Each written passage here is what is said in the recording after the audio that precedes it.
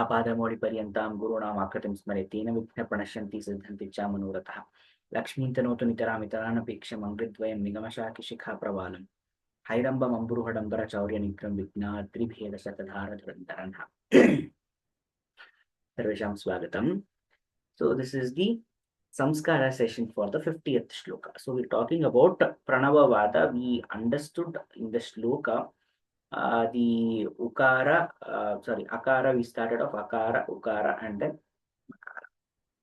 here what we need to do is we need to understand what this Pranavavada is. First of all, Pranavavada is an argument. It is a theory as per the Vedas. What does this Pranava actually speak about? This Pranava is basically trying to propagate a theory that there existed a noise or a sound, primordial sound, that is before the creation of um, the whole existence. There was a sound. This sound led to manipulation of matter. That is, the energy is being transmitted through sound. You can also consider that. That sound was heard as Om, like that.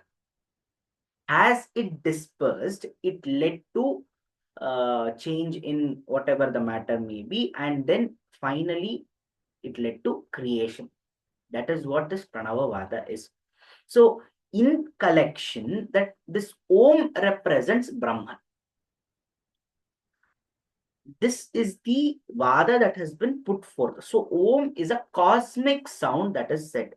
So, we have already spoken about how sound is a very integral part of our ancient culture, because mantra ucharana and the extreme rigorous development of Shiksha Shastra, of Vyakarana, and the importance of the Swarasthanas that they have given, all this such intricate detailing of a particular sound, the emergence of a particular sound, shows the importance that our ancients had for this particular sound, concept of sound.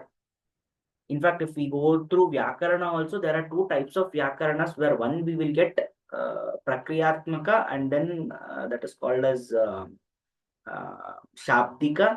The second one is Artika, which is completely philosophical, where we talk about Nada Brahma. That itself is Brahma. So now when we talk about Pranavavada, the evolution of that thought to Vyakarana actually comes from the Vedas itself. So therefore, the remnants are always there. So when we talk about Om as a cosmic sound, it existed in some form. Now, why we are saying some form is basically because the only form that we can understand is either electromagnetic or mechanical. Mechanical needs a medium. Electromagnetic does not need a medium. We have experienced these two things. But there are different uh, forms of sound also. Maybe there may be a form that we haven't experienced, or maybe there isn't any. That is purely scientific oriented question. But what we do know is that as humans, we are not capable of understanding all the different range that comes under a particular sound. We only have a particular range of 10 to 10,000 something decibels. I'm not sure about the range, but there is a range. Beyond that, it is called a supersonic.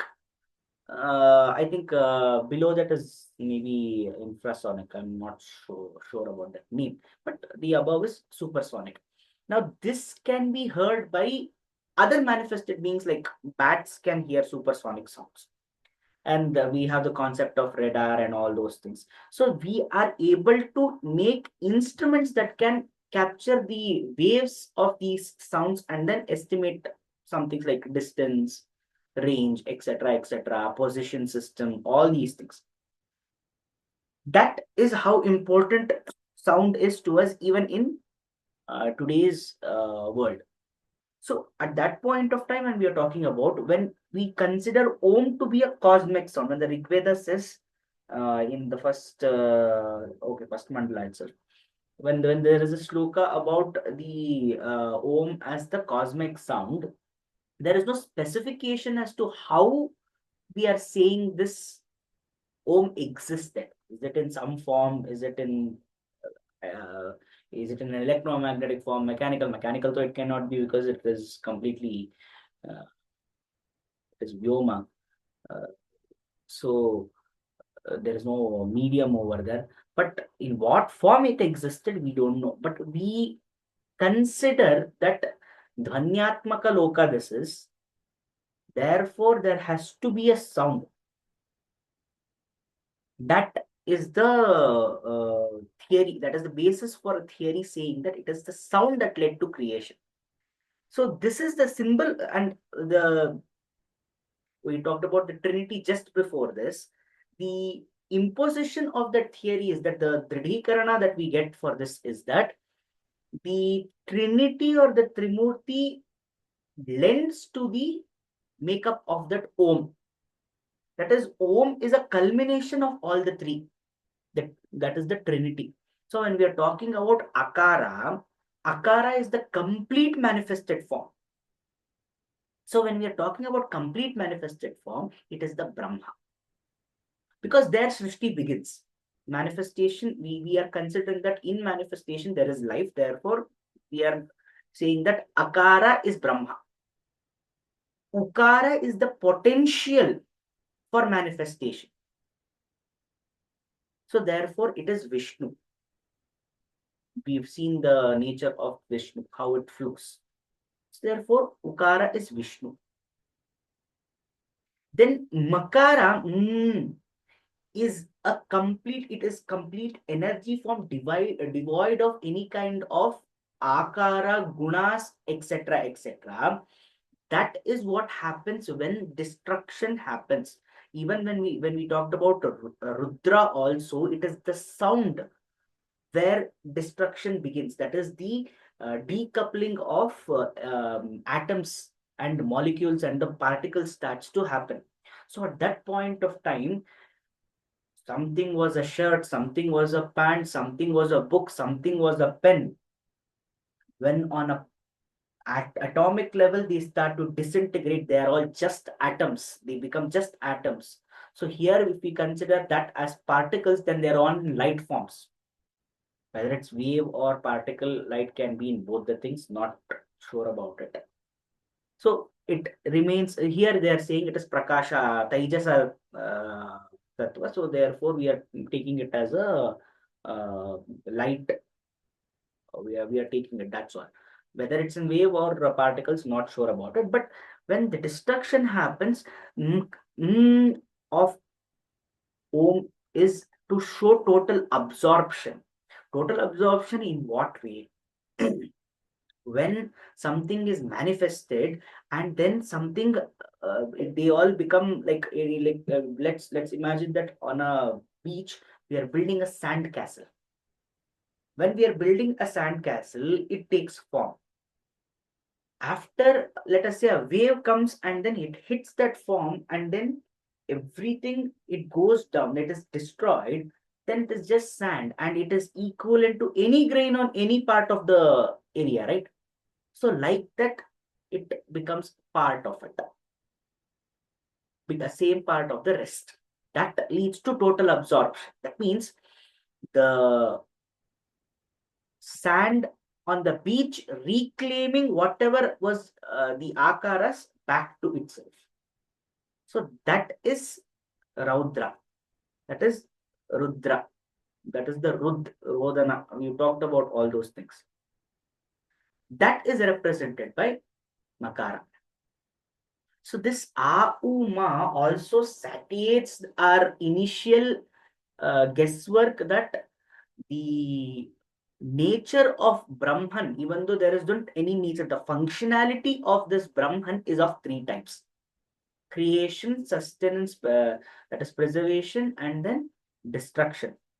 Because of this, Om actually becomes a very strong argument in the creation, and it also represents on individual level, it also represents the Trinity, the three things have a large, huge base and implications in all of our scriptures. It also has on an individual level, the states of mind. So that is waking, dreaming, and deep sleep. A, O, Ma. Deep sleep is Ma. So in that way, it shows that is given in Mandukya Upanishad. And that is the reason why we say this A, U, Ma, that is the meditation on the meditation and chanting of this particular Omkara can help us lead to a total absorbed state of samadhi. So that is the reason Om is used in meditation to um, uh, connect with a spiritual, more cosmic union. So that is the reason this Om Pranavavada gains a lot of ground and is used in practical applications also. And it is mentioned in everything. There is Rig Veda mentioning it, there is Yajurveda mentioning it, there is uh, Mandukya Upanishad, Chandogya Upanishad, then there is Taittiriya Brahmana. There are so many ancient texts vouching for this Omkara Japa. So what this Om is, it is a syllable that is only a representation. We should not think that Om is that Akara only. No, that representation is ours because it is a manifested form. We don't know how Om looks like or something. We know Varna Akshara Samamnaya, therefore we know that A is like this, U is like this, Om, there is a Chandra Bindu over there. And so they came up with that modern concept of Om. Om can also be O and then this thing also. Some people do that also. So that the symbol is purely for humanistic or manifested for us. That has nothing to do with that. I think somewhere there was a uh, experiment to find out if the waves of Om can give out some certain kind of formations or patterns. There was a infinity symbol coming or something like that. There was a recent research work on that, but I'm not sure about it. But the representation of Om that we see today, where be it in terms of English AUM or OM or in any other language, or the obvious symbol is only for us because we are based on patterns. We are humans who are stuck in that manifested forms. Therefore, we take that. But Om is a sound. That sound is what we call it as pranava. And the vada, the argument or the theory that the whole existence, creation came into existence because of this is called as the creation theory, is called as the Pranavavada.